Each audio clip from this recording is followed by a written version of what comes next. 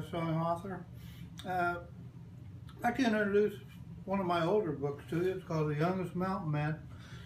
This book has spent the last 14 months, over a year, in the top 10 of Amazon Native American history category.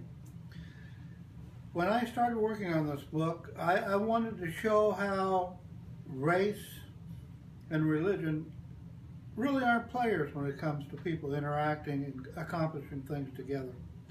So I have Jared Patton, who suddenly left an orphan after the Oto Indians attacked to kill his family while he's out gathering firewood. He's discovered by Nate Grisham, the Black Mountain Man, along with his sidekick, Cotton Top Thomas, who's referred to as just plain Cotton. One of the things I really enjoyed about writing this book was I got to research some of the things about the Sioux and their passages into a manhood, or how to be an adult or a warrior. Until they'd had a vision, they couldn't become a man. Until they counted their first coup, they couldn't be a man. And until they had horses, they're essentially dirt poor, because all their wealth was in their horses. So what I have here is I have two young boys.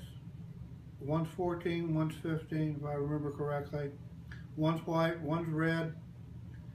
Both very, very up to date on their own tradition, but they have a lot to learn when working together. For instance, Jared has no idea what it takes to become a red warrior or brave, and by the same time, Fire Eyes, the Sioux boy, has no idea what it takes to be a white man. So they kind of educate each other. They soon learn each other's language, and they start to grow emotionally and physically.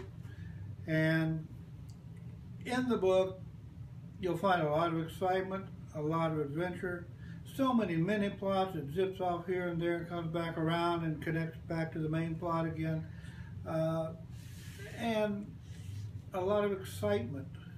I think when you pick up a book, it should be an adventure from the first page.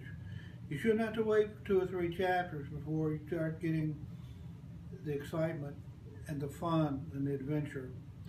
So, The Youngest Mountain Man obviously has been a good book to last that long on the Amazon top 10 for young adults. I would suggest this book even to adults, or those who just like a good Western. It's clean, there's no bad language, it was intentionally written that way. There's a lot of spiritual stuff in here from the Sioux perspective.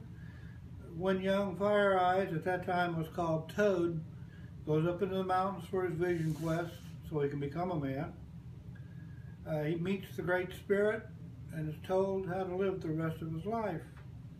He's to be a man with no wealth, a wife, no horses except what he needs to ride.